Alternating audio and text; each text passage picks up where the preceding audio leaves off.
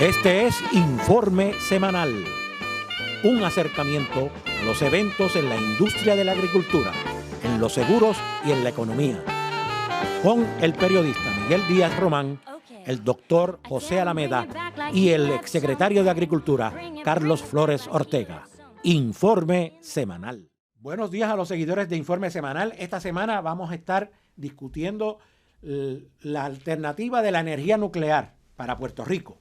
Un tema casi tabú, ¿verdad? Que no se ha discutido en todo este debate sobre la transformación energética en Puerto Rico. Y vamos a estar con un economista, Darío Martínez, y con el director de la entidad Proyecto Alternativa Nuclear, Manuel Núñez, que va a estar con nosotros y vamos a estar discutiendo los problemas que han tenido en Puerto Rico para poder presentar esta alternativa, discutirla a profundidad y tratar de hacerle entender a los puertorriqueños, de acuerdo con su perspectiva, de que la energía nuclear es una alternativa viable, ¿verdad? Lo es en otros países, porque en Puerto Rico no lo puede ser. Ese es el planteamiento. Bien, también estaremos hablando con Carlos Flores sobre varias polémicas que han surgido esta semana en el sector agrícola, específicamente unas querellas que se han radicado contra las dos plantas procesadoras por la aparición de una serie de sustancias poco higiénicas, ¿verdad?, en las entregas de leche de las plantas a la planta procesadora Indulac. Orila ha emitido unas querellas y ha habido todo un levantamiento de oposición en contra de esas querellas, tanto de las plantas como de los ganaderos. De eso vamos a estar hablando. También estará con nosotros el ganadero Carlos Benítez, que tiene unos comentarios con respecto a eso.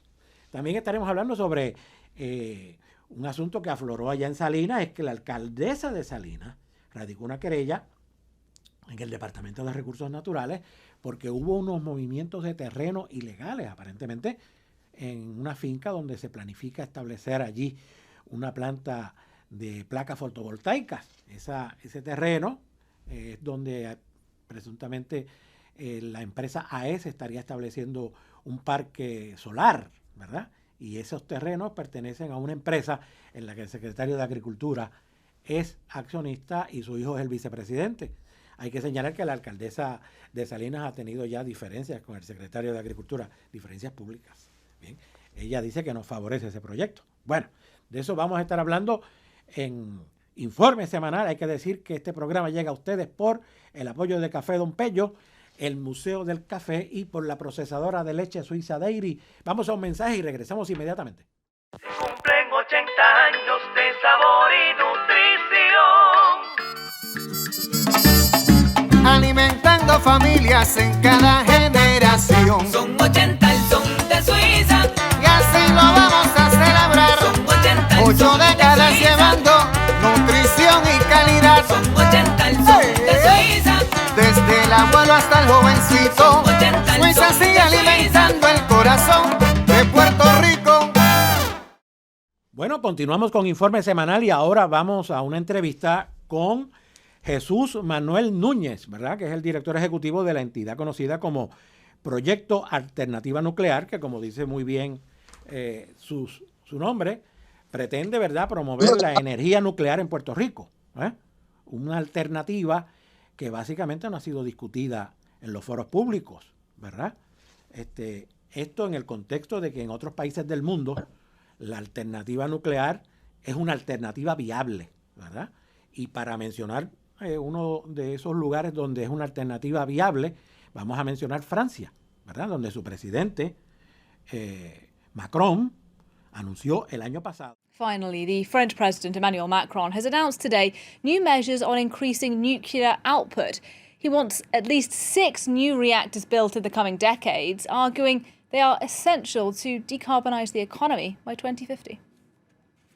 Si nous voulons tout à la fois respecter nos engagements climatiques, If we want to respect our climate commitments and cut our greenhouse emissions by 55% by 2030, as well as achieve carbon neutrality by 2050, we have to commit to structural and historic projects to prepare for the future.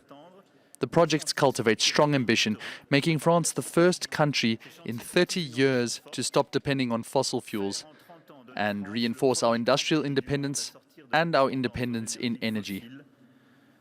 et renforcer notre indépendance énergétique, industrielle, dans l'exemplarité climatique.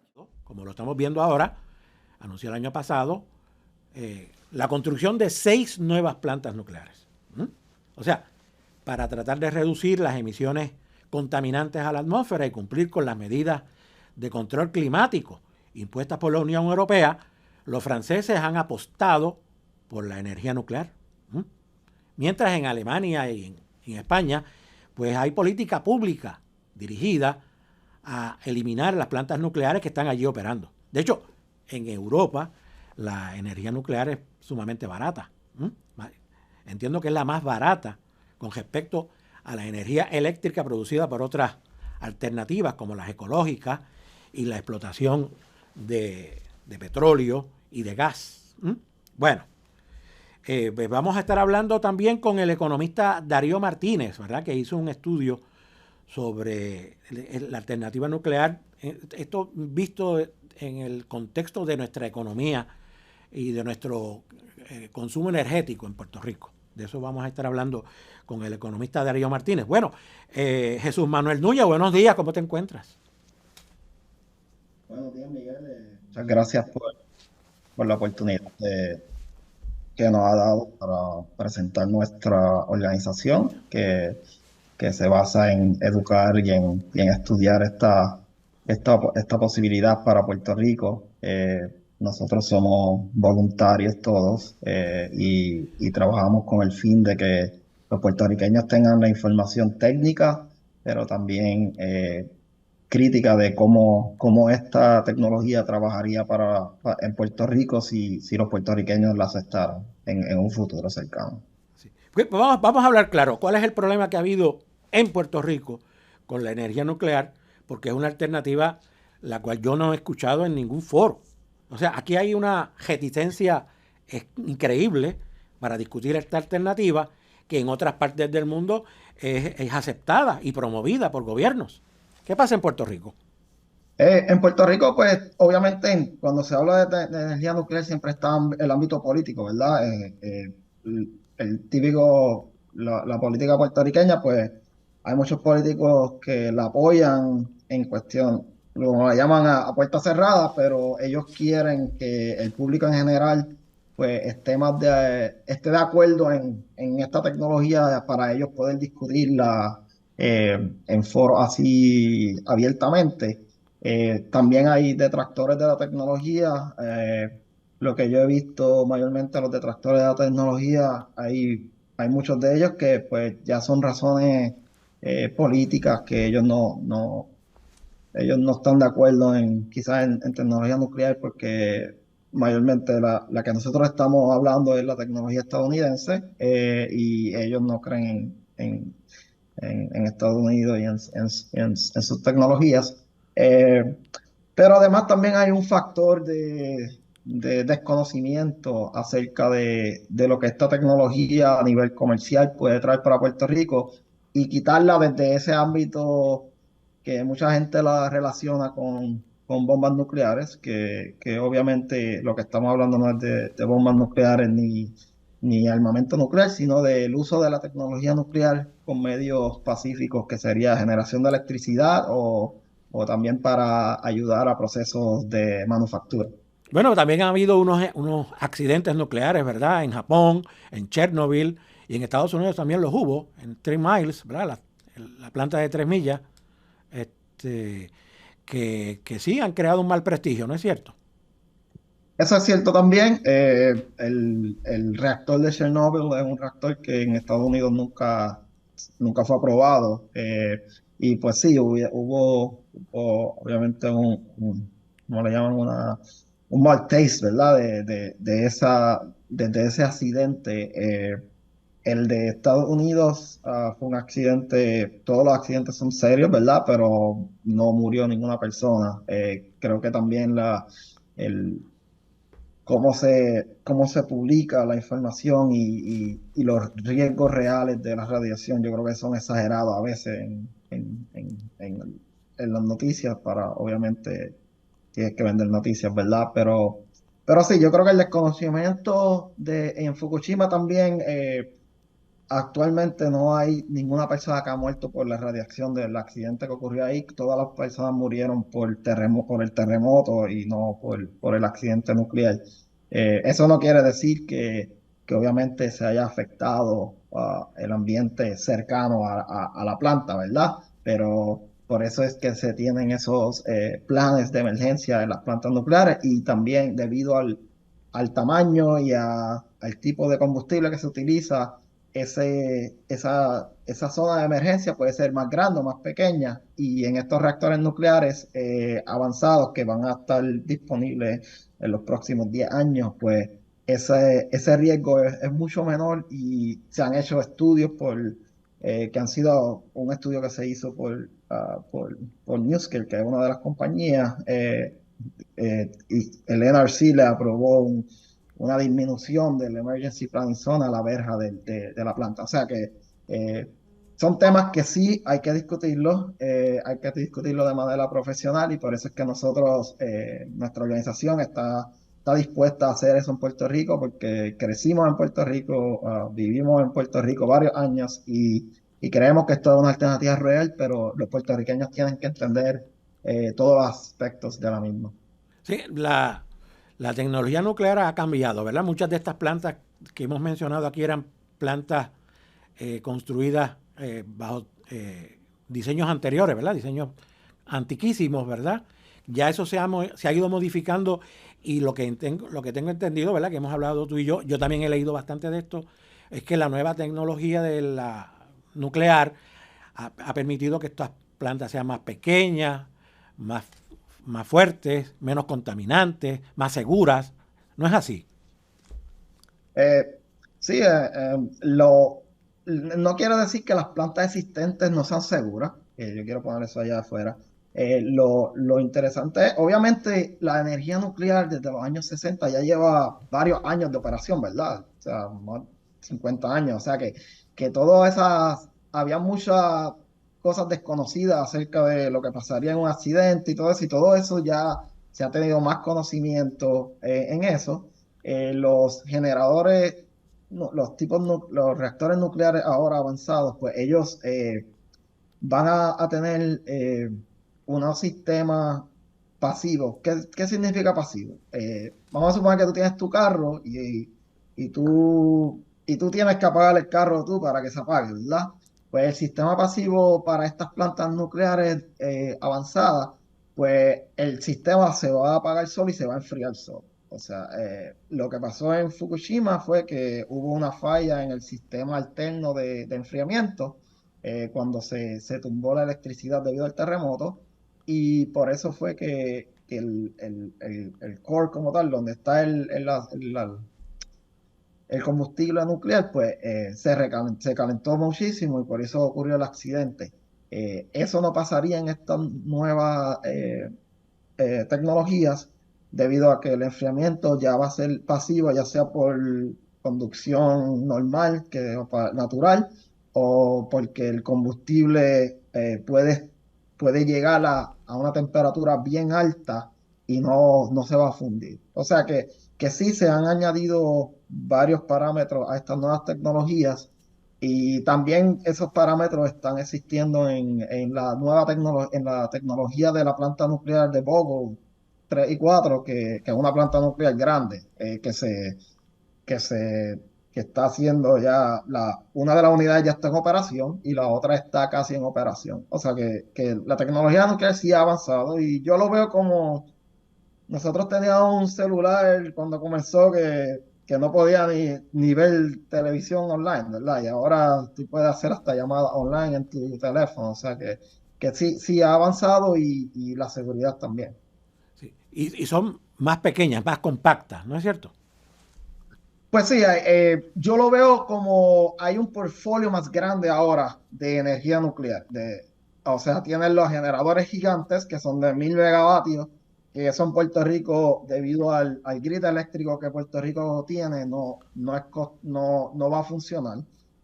Y ahora vamos a tener otra variación que son más pequeños. Va a tener los Small Modular Reactors, que van a llegar más o menos, se definen como hasta los 300 megavatios, que ya eso es un tamaño más efectivo para Puerto Rico en cuestión del grid.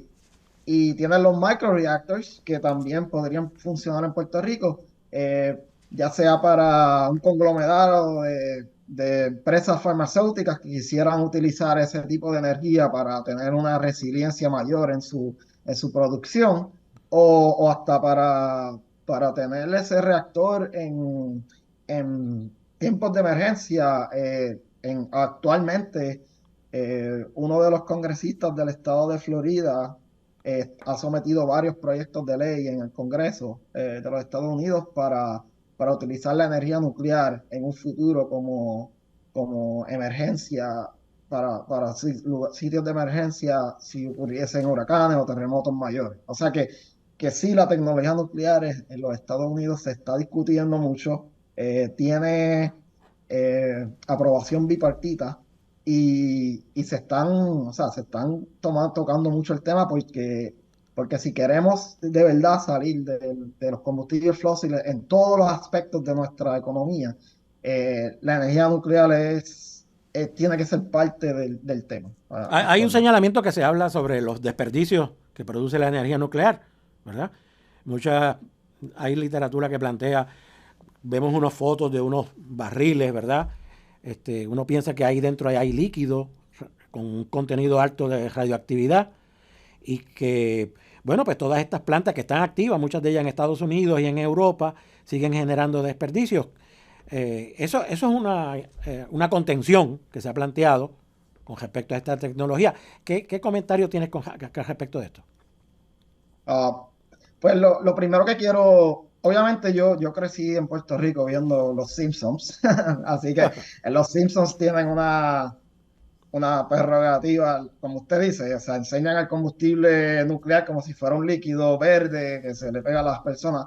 Eso es erróneo, el combustible nuclear es un sólido, y el combustible nuclear después de usado se pone en una piscina dentro de la instalación protegida del ambiente, donde ese combustible está a ciertos años de acuerdo a las regulaciones, hasta que se enfría o sea, hasta que tiene una radiación disponible que el regulador permite para ponerlo en lo que le llaman un dry cast, que es un contenedor de concreto y acero que ha sido probado por laboratorios nacionales de los Estados Unidos. Le han dado trenes a mayor velocidad, los han tirado de cierta altura. O sea, son contenedores que nunca ha habido una falla al medio ambiente en cuestión de eso. Yo he estado en plantas nucleares donde yo he estado a 10 pies de los contenedores. O sea, tú puedes tocar el contenedor y tú no estás recibiendo ninguna radiación mayor a lo que recibe con el sol, ¿verdad? Así que produce material radioactivo. Ese es lo que le llaman high level waste. Hay low level waste también que se reprocesa por ciertas facilidades. Actualmente en los Estados Unidos no se tiene lo que le llaman un final storage para el combustible, y lo que se hace en los Estados Unidos actualmente es que el combustible usado está dentro de la facilidad en lo que le llaman un ingeniero un mat foundation, pero si quieres verlo es como si fuera un estacionamiento de concreto. Pero si ves fotos, en 40 años de operación, el combustible usado de una planta cabe en un estacionamiento pequeño, comparado con otras fuentes de energía, pues que generan más desperdicios, ¿verdad? Bueno, el carbón genera una gran cantidad de desperdicios, sí, de cenizas. Sí, y entonces ese es el tema, porque la energía nuclear, la densidad de la energía es tan grande que tú puedes obtener más con menos combustible, y ese combustible usado también en Estados Unidos no se realiza actualmente. Hay varias compañías que están tratando de traer eso otra vez, pero no se recicla. En Francia actualmente se recicla el combustible usado y se reutiliza, pero obviamente tiene que pasar por unos procesos, ¿verdad?, que están estipulados por los reguladores. Oye, esta semana la secretaria del Departamento de Energía, ¿verdad? Jennifer Granholm anunció el resultado de un informe, ¿verdad? Desarrollado, auspiciado, ¿verdad?, por esa agencia federal, que establece que Puerto Rico pues tiene la capacidad de producir el 100% de su energía de fuentes renovables, ¿verdad? Estamos aquí hablando de la energía aeólica, que es la que se produce con el viento, y de la fotovoltaica, ¿verdad?, que son las placas solares, ¿verdad? Básicamente, ¿qué le parece esa propuesta? Ah, yo leí parte del informe preliminar, pero ellos no han sometido al informe final y pues obviamente las personas tienen que leer todo el informe, ¿verdad? Cuando tú lees el informe, pues obviamente ellos tienen unas suposiciones ahí estipuladas. Una de las suposiciones es que la demanda energética va a estar en cierto nivel, ¿verdad? Personalmente, y nuestra organización también lo ha dicho, para que Puerto Rico crezca económicamente, tú vas a tener un aumento que quizás Darío va a comentar luego cuando él hable. Tú vas a tener un aumento en cuánta energía tú utilizas y eso se ha visto en gráficas, o sea, de otros países.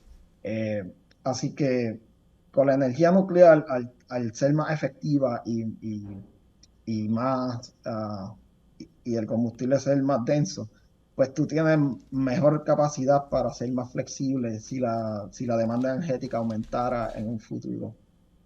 Otro aspecto que vi del reporte, que sí, todo es posible, pero ellos también dicen que si Puerto Rico va a 100% de energía renovable, pues van a tener que hacer cambios dramáticos en el grid, en adición a los que se están haciendo ahora para traerlo a un estado normal, ¿verdad?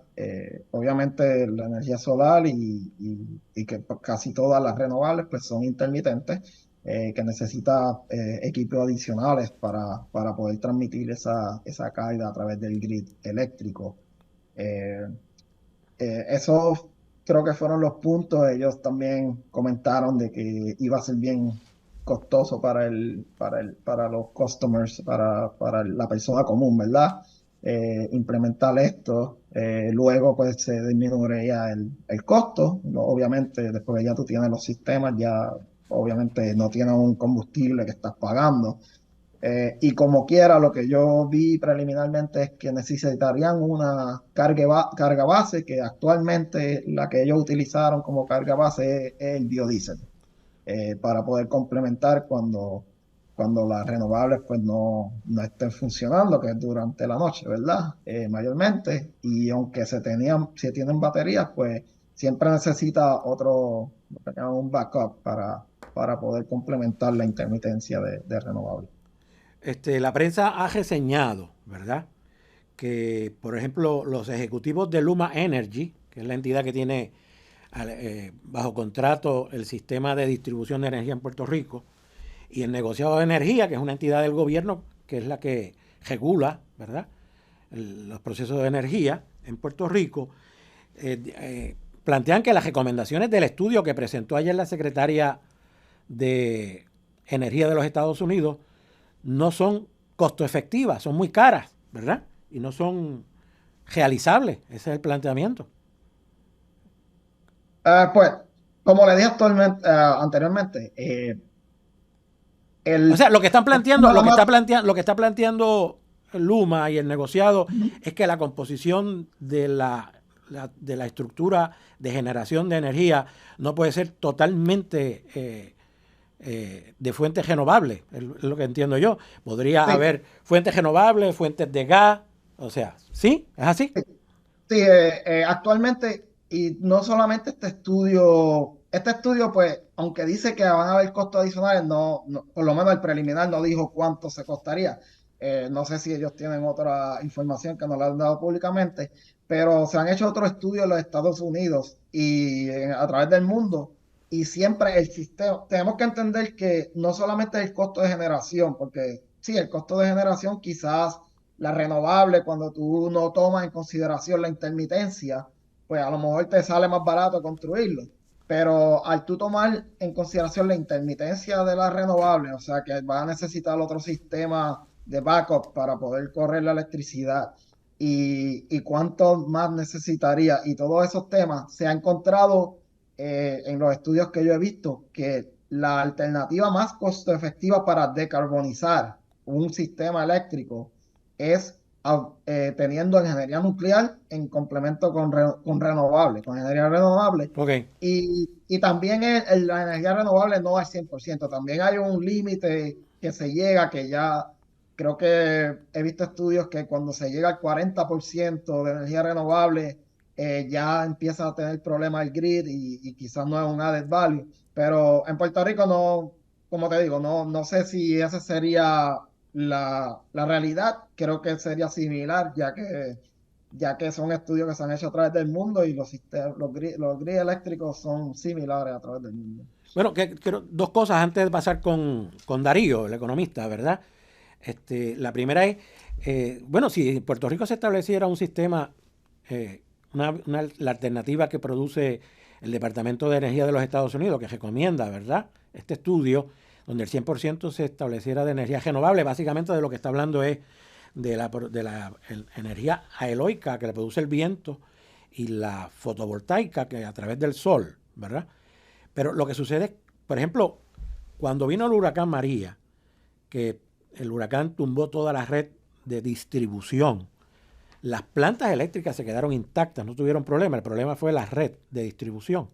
Pero en este caso, si viniera un huracán del potencial de María o más fuerte, con toda una infraestructura de plantas generadoras renovables a través de energía solar, todas estas placas solares estarían expuestas a estos vientos y podrían ser destruidas también, evidentemente. Y los efectos de quedarnos sin esa infraestructura de desarrollo de energía durante tanto tiempo en lo que se repara, esto sería desastroso. ¿O yo estoy equivocado? Bueno, sí, yo personalmente y nuestra organización no estamos en contra de energía renovable, pero sí, yo, como ingeniero estructural profesional, sí, cuando tú tienes los paneles solares expuestos y hasta los molinos de viento, se vio en el sur, han estado varios años sin operación debido a que tuvieron muchas fallas. Sí, vas a tener, eso depende de por dónde pasa el huracán, ¿verdad? El ojo del huracán, los vientos que se producen. Pero sí, pues podrías tener una situación donde pierdes parte de la generación.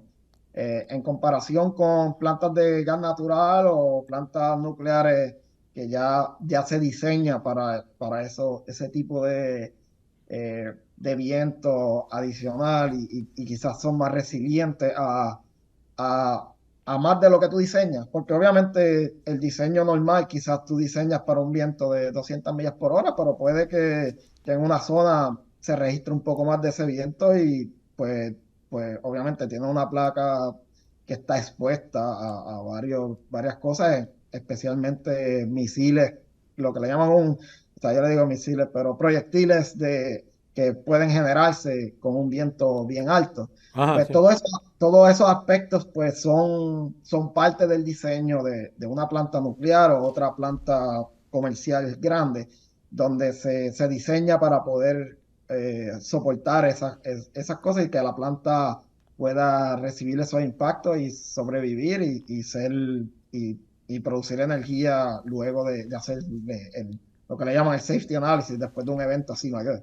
Sí, antes de ir con Darío, ustedes, el proyecto Alternativa Nuclear había recibido una promesa de una asignación federal para hacer un estudio, ¿verdad?, sobre la posibilidad de establecer en Puerto Rico energía nuclear.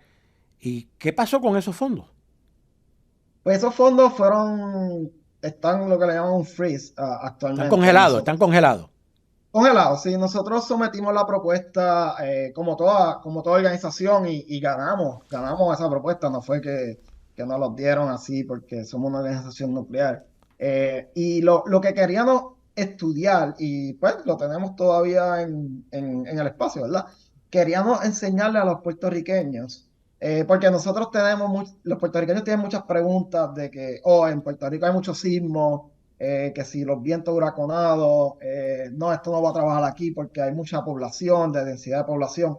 Pues nosotros queríamos hacer un estudio preliminar donde se seleccionaban 2 áreas específicas de Puerto Rico. No quiere decir que se va a construir una planta ahí, pero queríamos saber, de acuerdo a esas 2 áreas, si estos temas, este estudio, que es un estudio preliminar que se hace mayormente cuando se van a construir plantas nucleares, si Puerto Rico de verdad es viable en cuestión de estos temas a la energía nuclear. Y pues hubo parte de las personas que obviamente no quieren que se discuta del tema, pues se opusieron a esto y pues obviamente nuestra organización somos, como te digo, ingenieros profesionales, nosotros no tenemos contactos políticos que podemos contrarrestar esto, pero nada, o sea, nosotros estamos para que la población de Puerto Rico decida por su futuro, ¿verdad?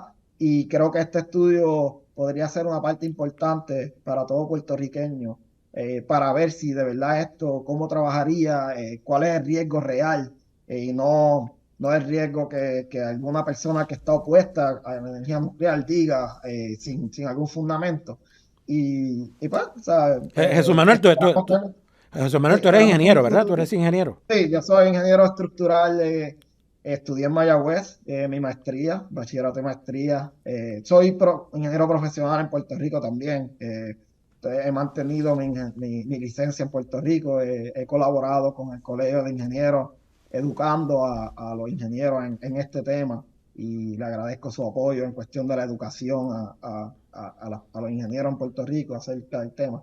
Pero sí, obviamente la ingeniería nuclear, debido a todas estas cosas que han pasado en el mundo y a intereses, obviamente hay intereses económicos en otras partes de la energía que no quisieran que esto se discutiera aquí. Que no quisieran que se discutiera. Sí, bueno, pero vamos a hablar claro, Jesús Manuel. Fueron las presiones políticas que hicieron que en Casablanca recomendaran que no se le diera el dinero. ¿Eso es así? Sí, es así. Qué barbaridad. O sea, no sé, personalmente me han dicho nombres, pero no quiero decir nombres porque no lo recibí personalmente de las personas del Bueno, pero la departamento. representante Nidia Velázquez es amiga personal del presidente Biden. Y todas las cosas en Puerto Rico las consulta Biden con ella. Eso lo ha dicho él. Lo que he escuchado es que, pues obviamente, esa parte de la política estadounidense, obviamente Nueva York, y obviamente ellos lo que creen en Puerto Rico teniendo placas solares en los techos, que obviamente eso es público, o sea, lo puedes ver en el Congreso cuando se hacen vistas públicas, eso es lo que ellos fomentan. En este estudio que se hizo por el Pier 100, el del Departamento de Energía, se vio de que no solamente tú necesitas paneles solares, ¿verdad? En los techos, tú necesitas una variabilidad de fuentes de energía, porque o sea, Puerto Rico, el sistema como tal completo, necesita ser variable para tú no depender de solamente un sistema. Ok. Ya. Okay. Vamos a hablar con Darío, el economista, Darío Martínez. ¿Cómo está, Darío? Buenos días. Hola, Miguel, buen día.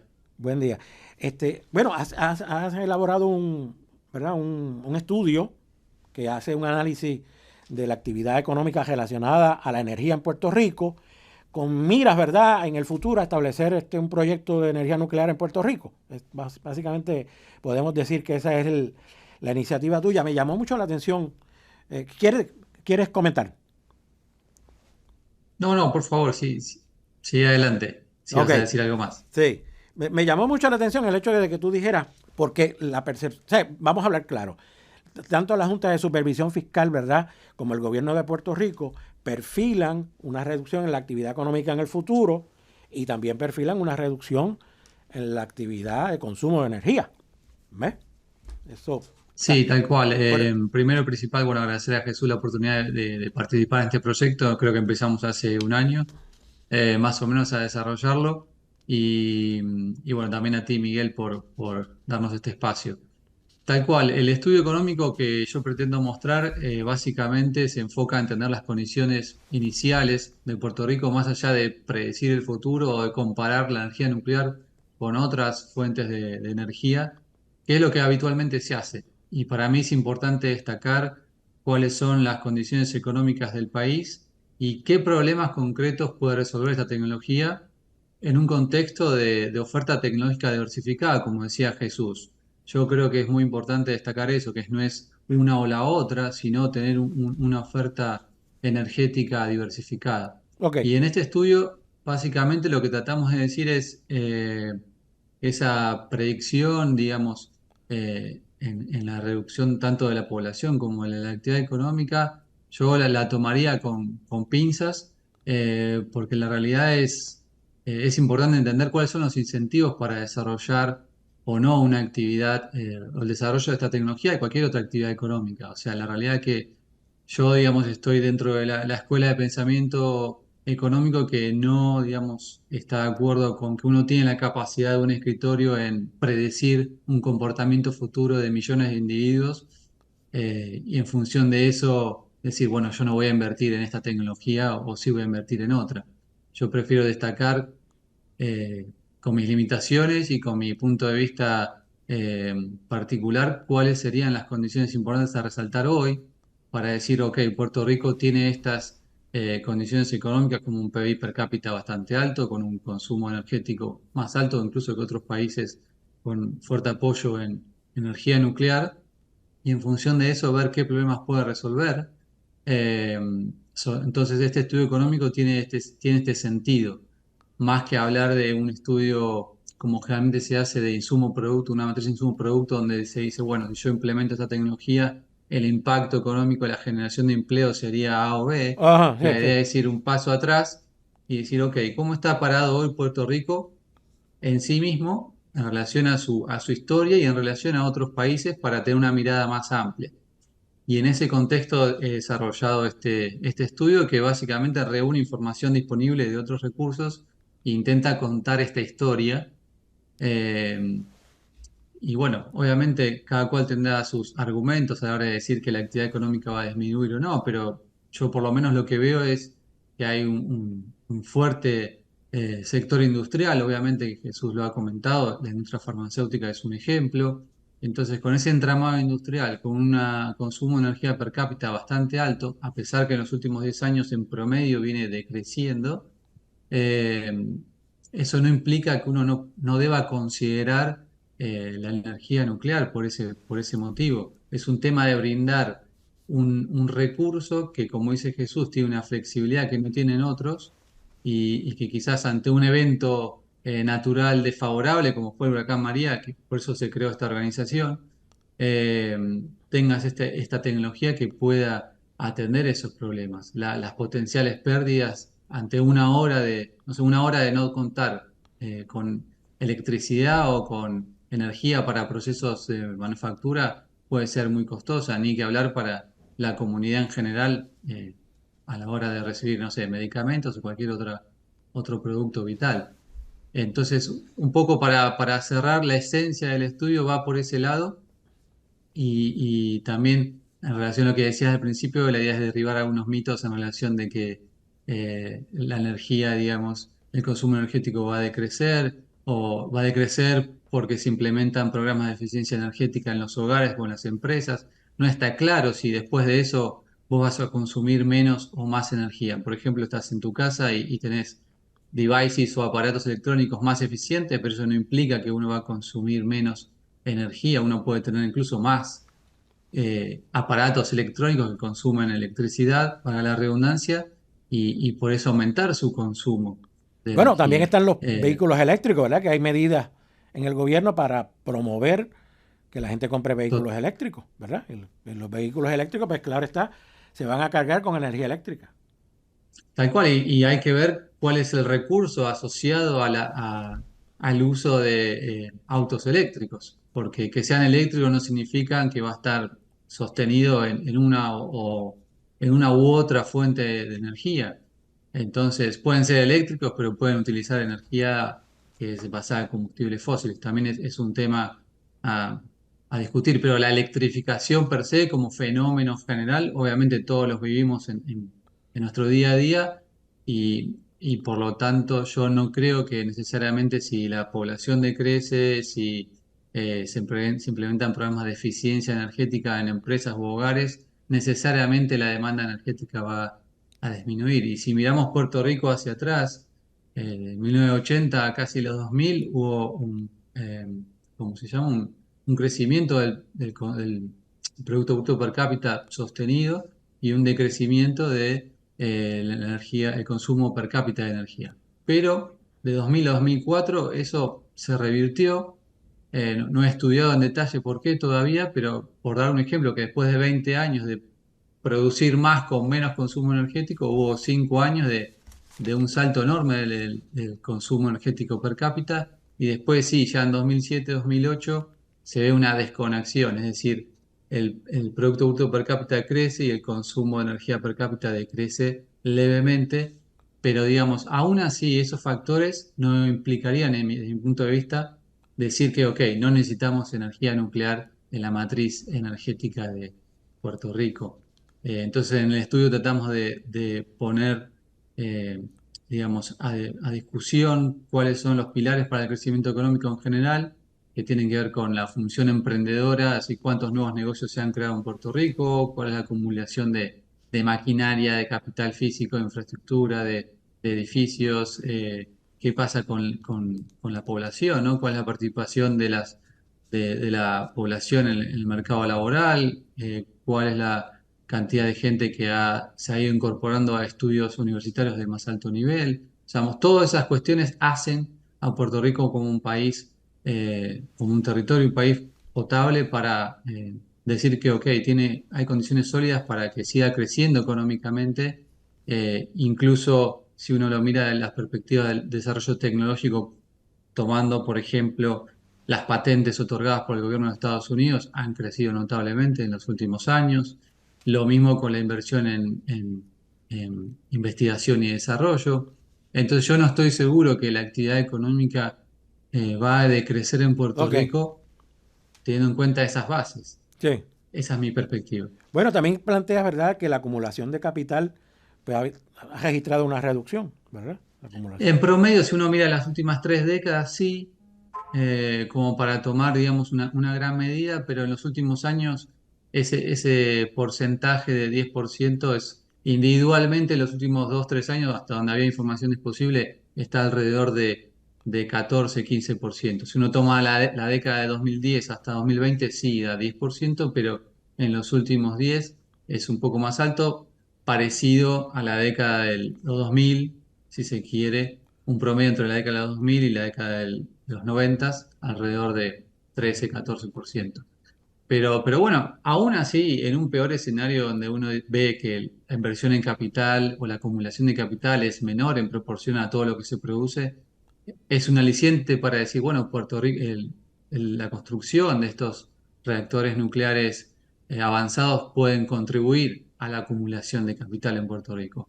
Entonces mi mensaje es, tanto por los aspectos positivos como los que no son tan positivos, yo creo que la construcción de estos reactores, esta tecnología puede ayudar a cubrir esas brechas donde las hay y a seguir potenciando las condiciones sólidas que hoy día Puerto Rico tiene. Para un poco salir de la discusión habitual de renovables versus nuclear, Ajá. que es muy habitual y desde mi punto de vista, es una batalla que es injusta para la energía nuclear, porque la complejidad es otra y uno tiene que mirar cuál es el trade-off, cuál es el costo de construir estos reactores versus el costo de no tenerlos. Sí, sí. Esa O sea, es tú mi ves mirada.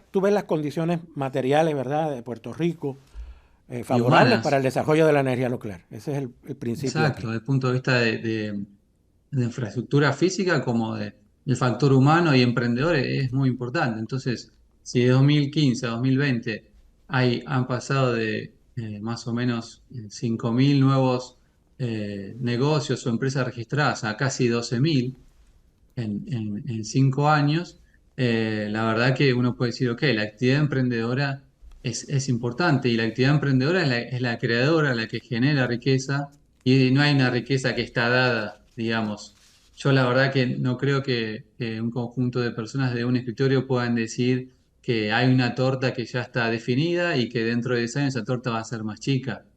¿Por qué? Porque estaría desestimando la capacidad individual de muchas personas que deciden emprender y generar esa riqueza hoy para el mañana. Entonces, eso es un poco lo que yo veo y ese es mi argumento para decir que la actividad económica en Puerto Rico puede seguir siendo sólida, no en base a un porcentaje abstracto, de decir, bueno, 2, 3, 5% en 10 años, sino a esas condiciones tanto físicas, materiales, de emprendedorismo y capital humano asociado a ese emprendedorismo que pueden ser claves para continuar el desarrollo económico de Puerto Rico. Entonces, en ese contexto, yo es en el cual sitúo el desarrollo de estas nuevas tecnologías, a las cuales yo apoyo, obviamente. Eh, Creo que uno de los primeros factores uno de los primeros grupos en los cuales vi lo interesante de la energía nuclear fue en este proyecto de Jesús hace ya 4 años durante la pandemia y bueno, ahí me quedó este proyecto en el tintero y por eso después de 4 años decidí participar en él. Pero bueno, para sacar nuestro sesgo y tratar de reducir nuestro sesgo ante el apoyo de la energía nuclear, en este estudio tratamos de comparar Puerto Rico en sí mismo y a Puerto Rico con otros 64 países eh, para ver un poco desde el punto de vista económico cómo está parado el país y qué pasa en otros países donde hay más o menos apoyo, ya sea desarrollo privado o apoyo de los gobiernos a la energía nuclear. Oye, es Entonces, interesante, Darío, que tú planteas que aunque el consumo per cápita en Puerto Rico se ha reducido, ¿verdad?, en los pasados 10 años, ese consumo es más alto que el que se registra en países que apoyan la energía nuclear, como exacto. Ucrania, Turquía, Argentina, Rumanía, Brasil y México. Exactamente, ese es un punto interesante que por eso ampliamos la muestra. En el 2020, como habrás visto, Jesús y otros colegas han generado este reporte muy importante de un estudio de factibilidad súper técnico, donde si bien se incorpora el aspecto económico, obviamente siempre, de una mirada general y particular, ahí en ese contexto se comparaba Puerto Rico con otros 2 países. Nosotros tomamos la misma metodología, que son 25 indicadores más o menos, y dentro de los cuales obviamente el consumo de energía per cápita es uno, y ahí en esa comparación uno ve que Puerto Rico tiene niveles de consumo per cápita, perdón, más alto que países con alto desarrollo de energía nuclear. Entonces es otro indicio para pensar o para discutir acerca de una futura demanda energética en declive o en ascenso, un futuro desarrollo económico en declive o en ascenso, en relación a Puerto Rico y en relación a otros países. Entonces, en este estudio tratamos de ampliar la mirada en ese sentido, ¿sí? Con otras limitaciones. El mío, obviamente, es un análisis también de escritorio. No tuve la oportunidad de conocer Puerto Rico todavía, lo cual me encantaría, pero bueno, por eso es importante destacar. O sea, llevar la conversación desde este lugar. Bueno, pero con lo que ya Eh, conoces, ¿verdad? sí, ¿Qué faltaría en Puerto Rico para que por lo menos haya una inclinación a considerar esta alternativa? Porque realmente en Puerto Rico en este momento, pues yo no he visto que haya ni una inclinación a considerar la alternativa. bueno, yo creo, como decía, en línea a lo que decía Jesús, la educación es muy importante y por eso uno de nuestros capítulos es tratar de derribar ciertos mitos en cualquier lugar donde hablamos, ya sea un estudio económico, un estudio más técnico, ingenieril o en cualquier medio de comunicación, acerca de los accidentes, de la proliferación de armas nucleares. Digamos, no estamos hablando de esos temas. Obviamente que el diseño de un reactor es súper complejo y Jesús, obviamente, que lo puede explicar muy bien en relación a los riesgos, ¿no? Que asociados a los sistemas de seguridad o de emergencia, pero bueno, olvidándome de eso por un poco, yo entiendo que lo que hace falta es seguir educando y generando consenso y tratar de difundir esta tecnología en el contexto de la matriz económica de Puerto Rico. Yo creo que ayuda mucho a identificar eh, qué problemas puede resolver, como justamente decimos en el estudio, la potencial pérdida. No tener electricidad por 1 hora para una empresa manufacturera puede significar más o menos $5 millones. Sí. Entonces, si bien los eventos extremos no se dan todos los días, es un tema a considerar. Después, el gran porcentaje de importación de combustible obviamente, para proveer a las plantas basadas en combustibles fósiles hoy por hoy ha sido del 2015 a 2021 $9 billones. Entonces, bueno, son números que se tienen que tener en cuenta para decir, bueno, que quizás podemos sustituir importación a través de la generación de más de energía nuclear. Por otro lado, el precio de la electricidad, si bien es un país con alto Producto Bruto Per cápita, que uno puede decir es de un ingreso mediano alto, puede pagar hoy día los precios de la electricidad. La realidad es que, ¿por qué no pensar que pueden ser menores? Para un entramado industrial muy importante y obviamente para el sector comercial y residencial. Es un tema a discutir, teniendo en cuenta que el 60% de la formación del precio de la electricidad depende de la generación.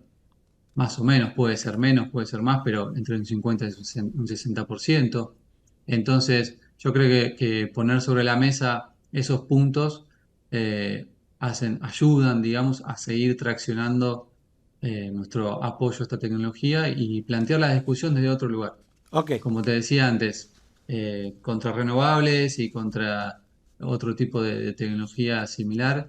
Obviamente que la energía nuclear puede llegar a perder en términos de costos de capital, pero hay que ver bien qué problemas quiere atacar y cuál es el costo de no contar con esa tecnología, tener una matriz diversificada y proveer electricidad de una manera sostenible y sólida en el tiempo. Sí, sí, sí.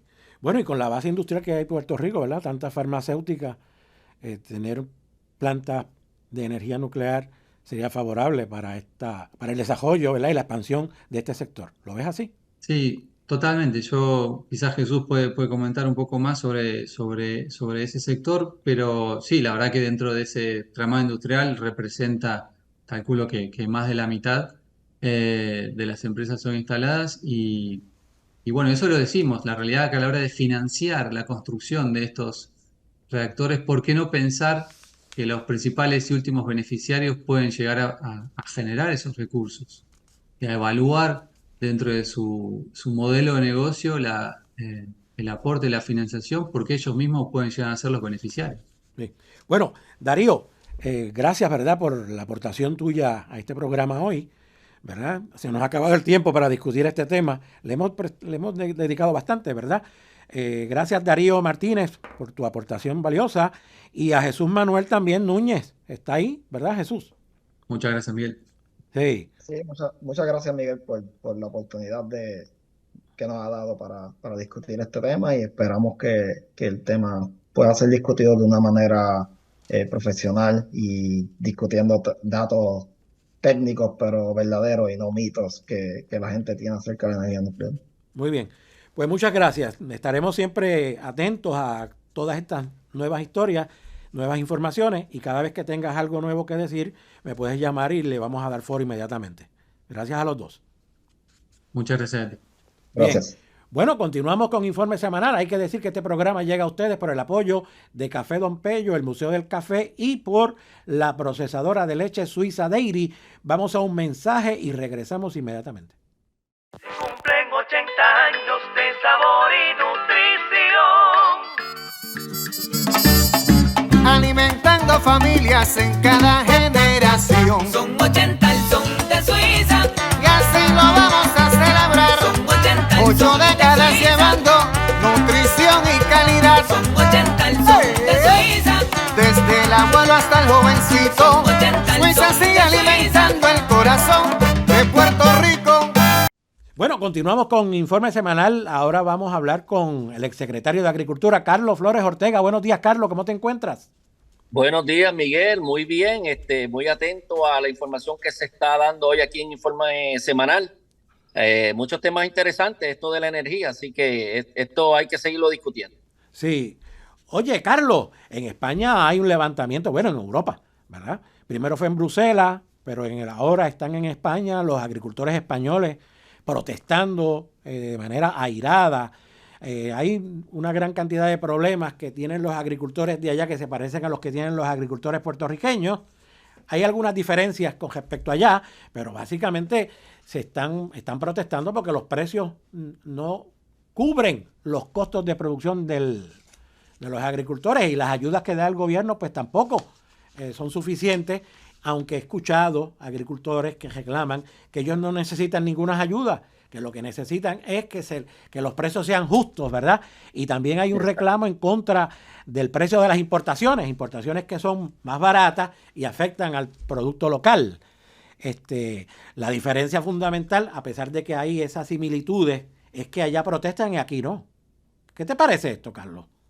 Pues mira, Miguel, tienes toda la razón, ¿verdad? Esto está saliendo ahora mucho en la prensa, pero cuando esto sale es porque lleva mucho tiempo, lleva varios años, donde los agricultores están siendo perjudicados. Y esto parte de la raíz de los acuerdos que se hicieron. Hay dos acuerdos prácticamente en el mundo, ¿verdad? Lo que es los acuerdos que se hicieron de libre comercio en Europa y los acuerdos que se han hecho de libre comercio en Estados Unidos, acá con lo que es Canadá y también lo que es Centro y Suramérica. Pues hay varios acuerdos.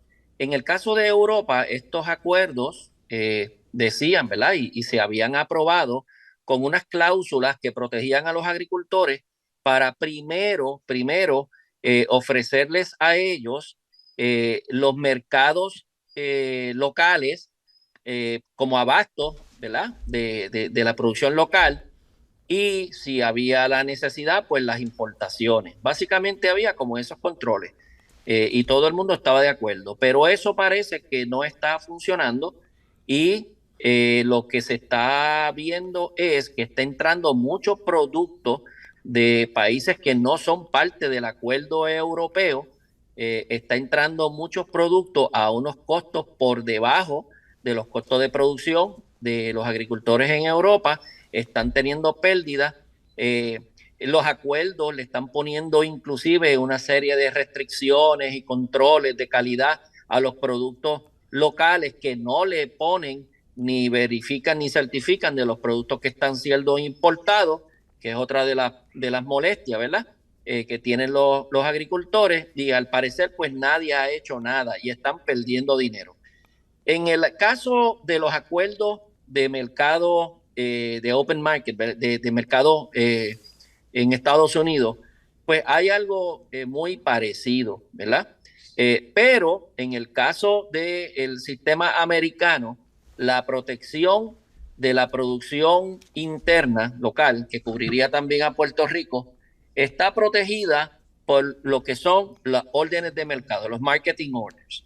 Los marketing orders lo que dice es que para, digamos, la producción de China, de cítricas en Estados Unidos, hay unas agencias federales que van siempre llevando las estadísticas de cuántos son los estimados de producción de cítricas en Estados Unidos. Pues como las cítricas tienen un orden de mercado en los Estados Unidos, está protegida, primero hay que ofrecer el mercado de consumo para los productores locales, y cuando los abastos no den, entonces se dan unos permisos, unas licencias para la importación de productos, que en ocasiones también ha creado sus polémicas, porque lo hemos estado viendo con México y otros productos en aguacate y otras cosas que han entrado a unos costos por debajo de la producción de Estados Unidos, pero muchas veces es porque en ese cultivo o en ese producto en específico no hay un orden de mercado, no hay un marketing order. Se afectan los agricultores porque no están organizados.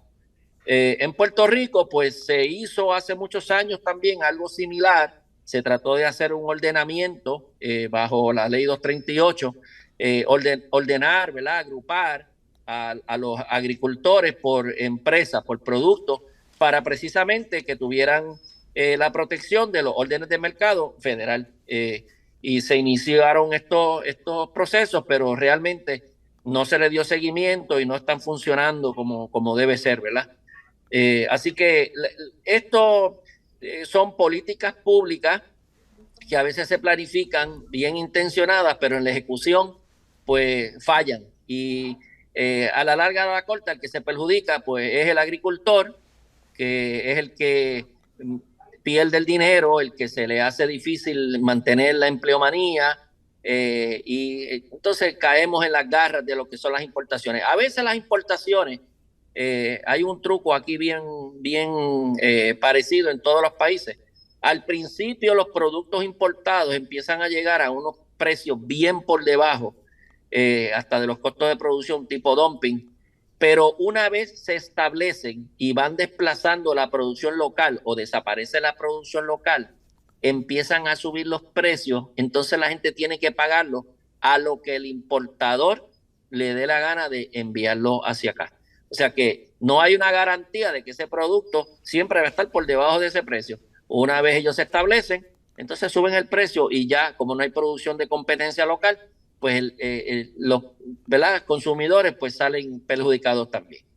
Ok, pero Carlos, allá los agricultores protestan, aquí hay reclamos de distintos sectores de que los precios no son suficientes, de que las importaciones de productos pues entran al mercado a precios sumamente bajos y afectan al agricultor local, pero aquí nadie protesta. O sea, yo no veo ese deseo de escuchar que la gente, que el gobierno escuche su voz, ¿verdad? En España hay unas protestas terribles ahora mismo en Barcelona y en otros sectores, ¿verdad?, de ese país de fuerte enjambre económica rural, ¿verdad?, donde las economías pues básicamente dependen de la actividad agrícola. Pero aquí yo no veo eso. ¿Qué te parece eso? Pues yo comentaba con unos compañeros de la universidad que yo creo que la respuesta a eso es ancestral. Yo creo que eso tiene que ver con nuestros genes, porque nosotros somos una cultura mucho más pasiva, mucho más dócil, aún bajo presiones y problemas, y eso lo hemos vivido, yo creo, con los genes que tenemos desde los indios taínos. Esta gente anglosajones, estos europeos, son personas de almas tomadas. O sea, tú no te pongas a pelear con estas personas en Alemania, en España, porque tienen otra cultura y se defienden y hacen manifestaciones y son bien vocales, todo. O sea, no importa el nivel de agricultor, siempre van a estar disponibles para defenderse. Por eso tantas guerras que a veces tienen. Pero en Puerto Rico estamos sujetos muchas veces a lo que diga el gobierno, a lo que digan los importadores, a lo que digan los distribuidores de alimentos, y el agricultor muchas veces está indefenso. Cuando trata de llevar los planteamientos, no están unidos, están solos. Mira, cógete el caso de la industria lechera, que lo hemos estado reseñando en este programa como nadie lo ha reseñado. El problema de la industria lechera es un problema que tiene que ver también con la base de que los mismos ganaderos le afectan las cosas, pero no se organizan para defenderse y pelear por lo que les está afectando, ¿verdad? Así que eso lo hemos visto en la empresa de café, en la empresa de farináceos, en la empresa de carne de res. Aquí el agricultor a veces lo sacan del negocio y con la cabeza baja va y se busca otra forma de vida y otra cosa que hacer porque dice no pude con el sistema. En Estados Unidos el agricultor es respetado. Paran la nación americana si tienen que pararle. Ya lo han hecho en varias ocasiones. En Estados Unidos, en el Congreso hay muchos congresistas que vienen de raíz de agricultores y allí se respetan a los agricultores. Aquí en Puerto Rico, hasta los que presiden las comisiones de agricultura no saben la diferencia entre un plátano y un guineo. O sea, y esa es la razón que a veces tenemos. No tenemos quien nos defienda, quien nos proteja. Y eso es lo que hace que muchas personas pues se desanimen. Mira, los agricultores aquí en Puerto Rico que logran tener éxito merecen una medalla porque tienen más esfuerzo que lo que está ocurriendo allá en Europa y lo que está ocurriendo en Estados Unidos. Porque aquí están solos y de verdad que tienen que ser bien buenos de verdad para echar para adelante. Bueno, porque van a tener todas las en contra. Sí.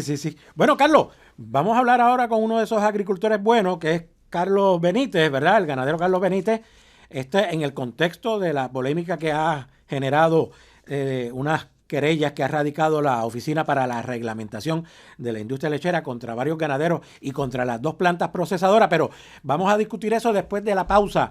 Hay que decir que Informe Semanal llega a ustedes por el apoyo de Café Don Pello, el Museo del Café y la procesadora de leche Suiza Dairy. Vamos a un mensaje y regresamos en un instante.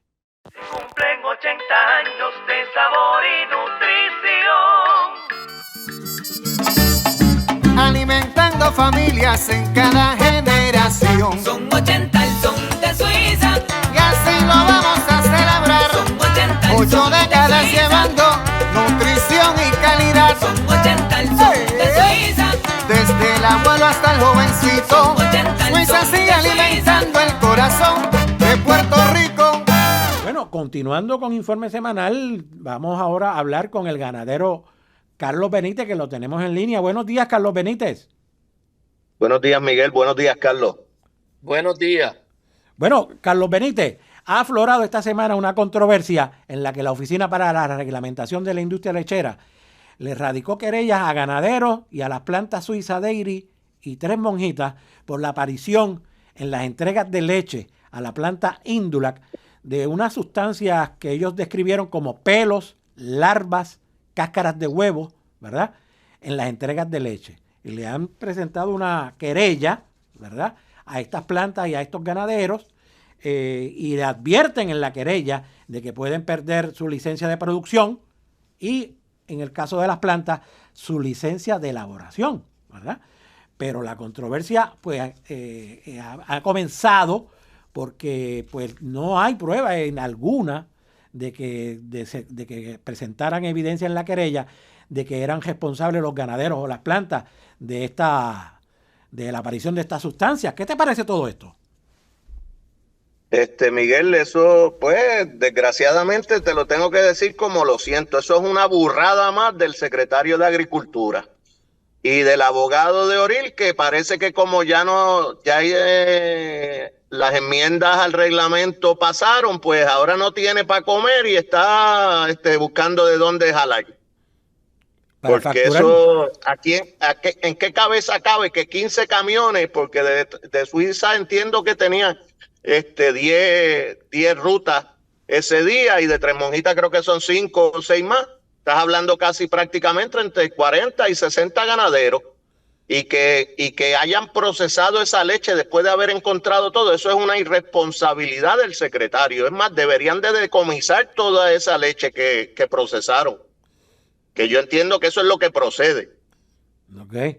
Pero ¿qué te parece que el hallazgo, o sea, en un mismo día, los dos camiones, o sea, los grupos de camiones, tanto de Suiza como de Tres Monjitas, cometieran la misma violación? Es decir, no es que hayan entrado sustancias indeseables, es que son las mismas. O sea, es decir, en los camiones de Tres Monjitas dejaron caer larvas, pelos y cáscaras de huevo, y los camiones de Suiza también igual, pero es que esto es una cosa que yo no la puedo... hay algo aquí extraño en todo esto. Mira, Miguel, lo único que yo puedo decir es que yo entiendo que esto es una conspiración bien orquestada. Lo que pasa que como ya ahora la culebra está sin cabeza, pues entonces no saben cómo hacer las cosas, porque lo primero es que esto no debió haber pasado. Debieron de haber hecho algún tipo de investigación antes de estar haciendo todas esas citaciones y amenazando con quitarle la licencia a los ganaderos y a los elaboradores. Esto primero cogieron a los ganaderos. Todos hemos sido víctimas del decomiso de la leche por cuenta de la Oficina de Reglamentación de la Industria Lechera. Ahora le toca a las plantas. Todavía ellos le aumentaron el tiempo de caducidad de la leche de Tres Monjitas. No han hecho nada con la de Suiza. Suiza todavía está en 12 días y Tres Monjitas tiene 16. Esto es, vamos a desacreditar la industria lechera, vamos a acabar de destrozarla, que va a venir un Mesías y va a salvar la industria lechera de Puerto Rico. Los pedazos que queden, porque esto lo que hacen es baratar la industria lechera. Sí, Y yo sé que todos los compañeros que están envueltos, la mayoría son de la cooperativa, que les debería de dar vergüenza que no tengan una representación de la cooperativa para que los defienda. Y entonces tienen que gastar chavos en abogados, tienen que ir a todo, y yo sé que producen leche de calidad porque es que todos cumplimos con los parámetros. Entonces fíjate lo triste de esto, lo irónico. que ese día no corrieron las muestras de ninguno de los ganaderos. Qué cosa increíble, ¿verdad? ¿Qué te parece eso? Es precisamente eso. Bueno, quieren acabar la industria lechera, para ponerlo de esa forma. Esto es el secretario de Agricultura que no tiene asesores ahora y se está dejando llevar de todo el mundo. Vamos a hacer esto y vamos a hacer esto. Él no sabe lo que implica ese tipo de señalamiento. Sí, ciertamente. Carlos Flores. Sí. Mira, Miguel, esto, como dice Carlos, dice que es una burrada. Yo creo que el secretario necesita mejor asesoramiento en las cosas que están ocurriendo en la industria lechera.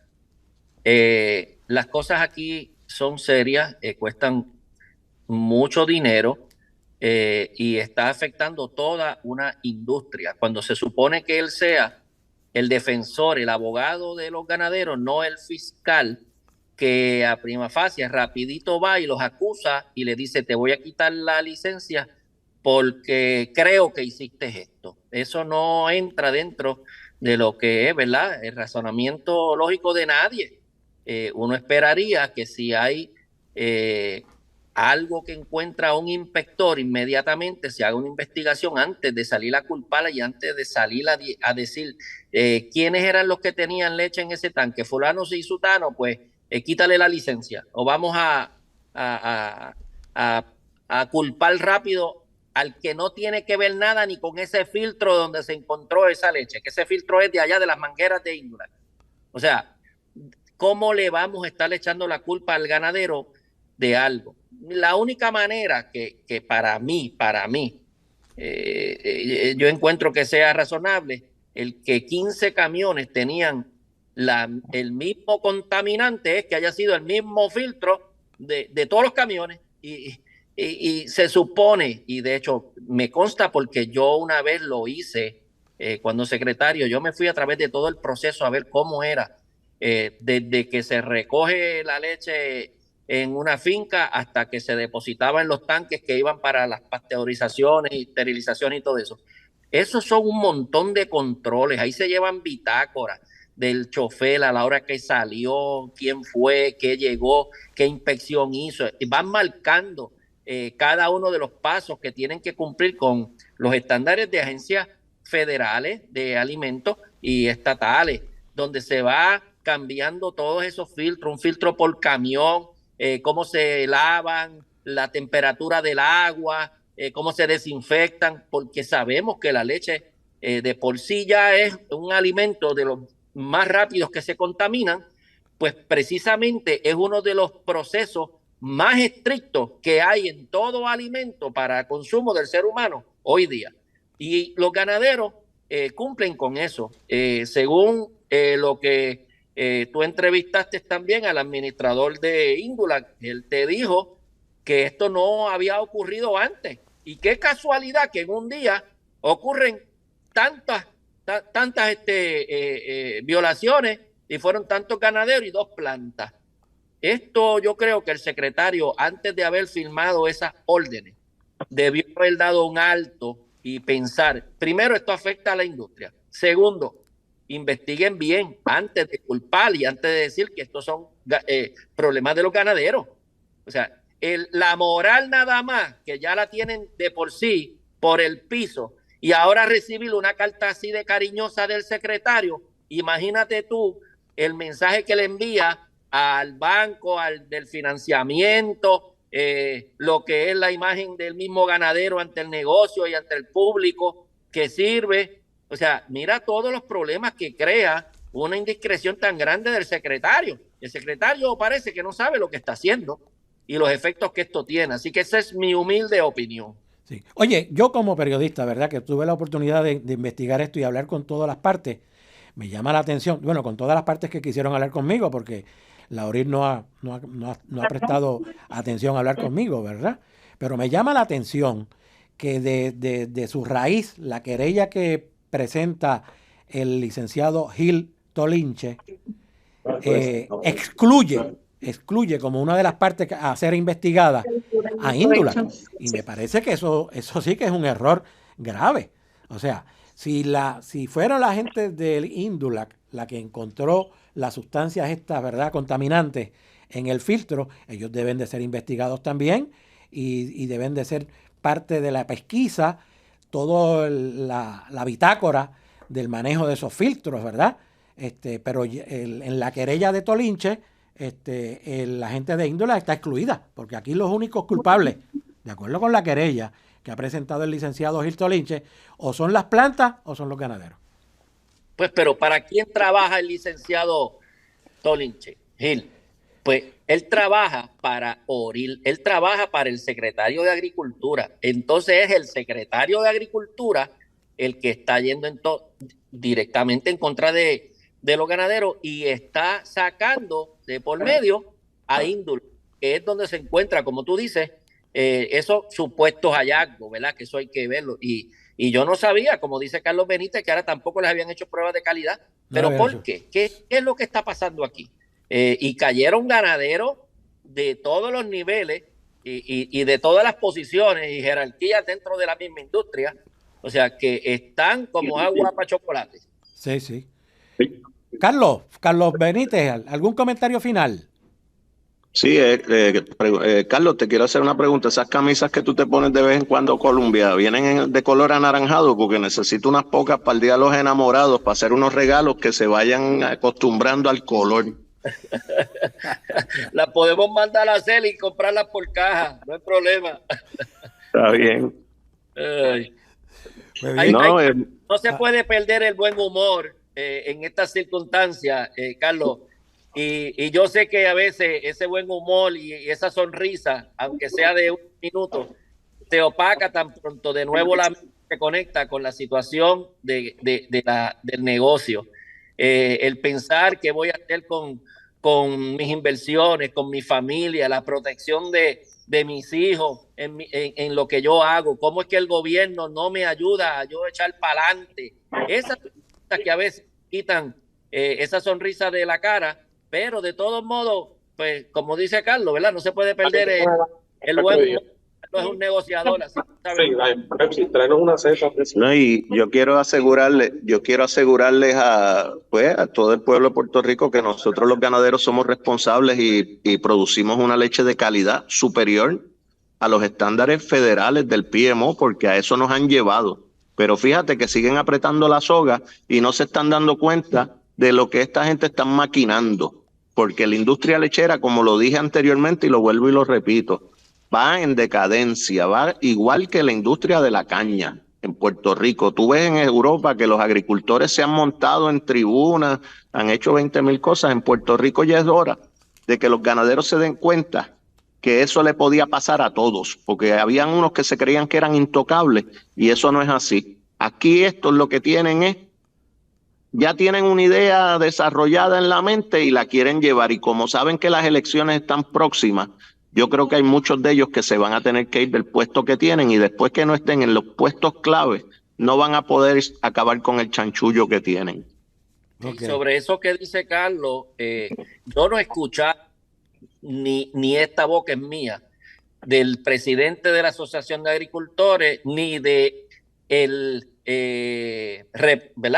representante del sector lechero dentro de la asociación con esta situación. ¿Dónde está la defensa del gremio? ¿Dónde están? Pero acuérdate que el administrador de Oril es el secretario, que también es del mismo grupo. Si hubiese sido otro secretario u otra persona, a lo mejor hubiese sido un poco distinta la reacción, pero ¿por qué ha habido tanto silencio? ¿Por qué han callado? ¿Qué es lo que está pasando? Sí, es extraño todo esto. De hecho, vamos entonces a continuar con el tema. Carlos, quédate ahí, Carlos Benítez. Carlos Flores, sí. Esta semana salió a relucir también, durante el fin de semana, que la alcaldesa de Salinas, ¿verdad?, solicitó al Departamento de Recursos Naturales que investigue un movimiento de terreno en la finca que pertenece a Agriar LLC, que es una compañía en la que el secretario y su hijo, secretario de Agricultura, y su hijo son accionistas, ¿verdad? El hijo es vicepresidente y el secretario es accionista. son los dueños de ese terreno en Salinas. Ese terreno está alquilado a la empresa, a una empresa que es parte, ¿verdad?, subsidiaria de la cogeneradora AES, ¿verdad? Y allí se planifica establecer un parque de placas fotovoltaicas. Pero todavía no tiene los permisos, pero ya comenzó el movimiento de terreno. La alcaldesa se queja al Departamento de Recursos Naturales y el Departamento de Recursos Naturales confirma que ha recibido esa queja de la alcaldesa y que ha encomendado la investigación al cuerpo de vigilantes. Yo he estado haciendo gestión esta semana para ver si consigo una reacción de qué es lo que está ocurriendo y todavía no he podido conseguirla. De hecho, esta mañana llamé a la alcaldesa, no me respondió. Bueno, esto parece que todavía no ha tenido una conclusión. ¿Qué te parece, Carlos? Bueno, para mí esto es algo bien peligroso porque estamos hablando de que eso es así como lo denunció la alcaldesa, de que hay movimiento de corteza terrestre en una localidad de su municipio donde no hay los permisos, pues las agencias reguladoras tienen que actuar rápidamente, hacer la querella, la denuncia, paralizar las operaciones hasta que entonces se pase por una vista y se determine, ¿verdad?, si o tenía los permisos o no tenía los permisos y qué es lo que procede en cuanto a las multas. Si hay un silencio y esto no se está evaluando, a mí pues me da mucho temor de que aquí haya algo detrás envuelto, porque a cualquier hijo de vecino por ahí, cualquier persona en su finca que meta una máquina y empiece a raspar terreno, lo van a denunciar inmediatamente, le van a parar el proyecto. O sea, ese es el estándar operating procedure de lo que es recursos naturales con el cuerpo de vigilantes. Usted tiene que tener los permisos para remoción de capas terrestres. A veces para cambiar un camino que ya está hecho, tiene que solicitar permiso si está cerca de cuencas hidrográficas o dependiendo de la fragilidad del terreno. ¿Cómo es posible que esto ocurra y Recursos Naturales no haya emitido un comentario? Pues a mí me está sospechoso de lo que está ocurriendo aquí, o si es que están dándole tiempo que aparezcan los permisos. Hay que tener mucho cuidado con eso, pero menos mal que hay otras personas ya pendientes. Hay una serie de organizaciones ambientales que también están sí, alerta, ¿verdad? Sí. La licenciada Ruth Santiago, ¿verdad?, que ella fue la primera que hizo el señalamiento, que ella es una líder comunitaria que representa a varias entidades comunitarias allá en esa zona de Salinas, y ella fue la que le enteró del asunto del movimiento de tierra ilegal a la alcaldesa. Entonces la alcaldesa es la que se mueve al Departamento de Recursos Naturales, pero hasta este momento no sabemos qué es lo que ha ocurrido con respecto a esto. Carlos Benítez, ¿qué comentario tienes? Miguel, tenemos que ver si podemos acudir al tribunal, a ver si nos dejan transmitir esas vistas administrativas de abril, porque la verdad que eso va a ser un circo, porque yo quiero ver cómo van a exponer que cada uno de los ganaderos a los cuales citaron son responsables de eso cuando a nosotros nos cogen las muestras y la leche está buena. No sé qué pasó ahí con los filtros, que chequen la planta, que es lo que tienen que hacer, igual que nosotros tenemos que cambiar los filtros todos los días y todo. A lo mejor no están cumpliendo con el procedimiento. Pero es bueno que pase para que vean que todo esto lo venimos sufriendo nosotros desde hace 3 o 4 años. Esta administración lo que ha hecho es destruir la agricultura. Y yo me reitero en que el gobernador está enajenado de la realidad y va a perder todos los votos agrícolas que están en Puerto Rico, porque los agricultores, hay un malestar en todos los sectores. La Asociación de Agricultores, eso lo deben de cerrar ya, porque a nosotros nos obligan a ser miembros de la asociación. La colegiación en Puerto Rico está resuelta por el Tribunal Supremo y lo han ratificado en varias ocasiones. Yo no sé qué es lo que le pasa a estos ganaderos que están dormidos por un tractor o por unos robots que le estén dando, lo que sea. Esto va en picada, desgraciadamente, y nosotros hemos sido los que lo hemos permitido. Mira a los agricultores en Europa que salen todos los días los videos, porque si no actúan, se van a ir 60, 80 ganaderos más y después se van a lamentar. y los consumidores tienen que estar bien pendientes, porque cuando esto acabe y hagan los debidos estudios económicos que no han hecho, yo te garantizo que el galón de leche se pone a 8 o a 10 pesos con los costos que nosotros tenemos y que los han ido acumulando y acumulando. Sí, ese es un tema obligado, el tema del estudio económico exhaustivo que no se acaba de terminar, ¿verdad? Te había hecho una pregunta sobre el manejo del Departamento de Recursos Naturales de la querella que ha hecho la alcaldesa de Salinas. ¿Qué te parece esa controversia, Carlos? La alcaldesa está haciendo algo por el pueblo ahora porque viene la política, y ella era de las que respaldaba a Ramoncito para secretario de Agricultura. Ahí pasó algo, igual que ha pasado con el sector de leche, porque yo creo que ya él no tiene el apoyo que él cree que tenía. Los de la Junta, pues esos son 2 o 3 allí que están sentados y le compraron la conciencia y no hacen fuerza. Aquí hay que hacer hasta la asamblea para cambiarlos a todos. Ok. Bueno, el que no funcione, que se vaya. Ok. Sí. Recuerda, Miguel, que estos días también se vio este caso donde el Departamento de Recursos Naturales, a través de por insistencia de las agencias federales, lograron una orden para destruir, ¿verdad? O tumbar todas las edificaciones que se habían hecho allá en Bahía de Jobo. Bahía de Jobo, sí. Y ha ocasionado todo, ¿verdad? Un revuelo, porque una decisión así tan fuerte, pues nunca se había visto en Puerto Rico. Y la alcaldesa, pues parece que se está montando en esa ola y ahora es la más ambientalista del mundo, ¿verdad? Así que se va a llevar todo el mundo enredado y parece que esta finca de las placas solares está en el mismo medio de esa polémica y la alcaldesa pues también se las va a llevar enredado. Ok. Bueno, hemos tocado los temas, ¿verdad? Que nos parecían que eran importantes para hoy. Este segmento ha llegado a su fin. ¿Algún comentario final, Carlos Benítez y Carlos Flores? No, Miguel, te quiero dar las gracias porque, fíjate, si no es por las noticias que tú escribiste, yo no me hubiera enterado porque yo no soy partícipe de eso. Nosotros acá en Isabela producimos leche de calidad y yo quiero que los compañeros exhortarlos a que defiendan sus posiciones como son. Ok. Que tengan buen día. Y muchas gracias, Carlos. Mira, y por mi parte, Miguel, gracias. Tú atendiste esta situación y la pudiste presentar esta perspectiva. Aquí no se ocasionó un daño mayor a la industria de leche, porque si esto lo hubiese cogido cualquier periodista por ahí farandulero, los titulares hubiesen salido contaminación en la leche o sabe Dios qué otro disparate, y el peso que tú le diste a esta noticia fue el balance correcto. Así que yo te agradezco que tú estás especializado en estos temas agrícolas y puedes hablar a profundidad. Yo no creo que haya muchos reporteros por ahí que puedan hacer ese tipo de trabajo, y esto pues minimizó el impacto que puede tener esta noticia o este revolú que ha formado el secretario de Agricultura en su propia agencia.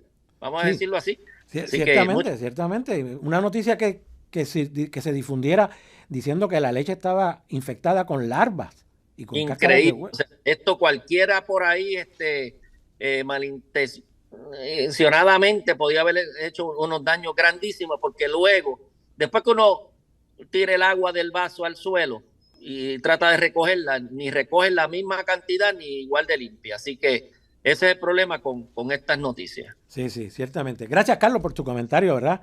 Al trabajo que yo he hecho. Bueno, pues Carlos, llegamos al final de esta sección. Gracias por tu participación y por la de Carlos Benítez, ¿verdad? Será hasta la semana próxima en Informe Semanal.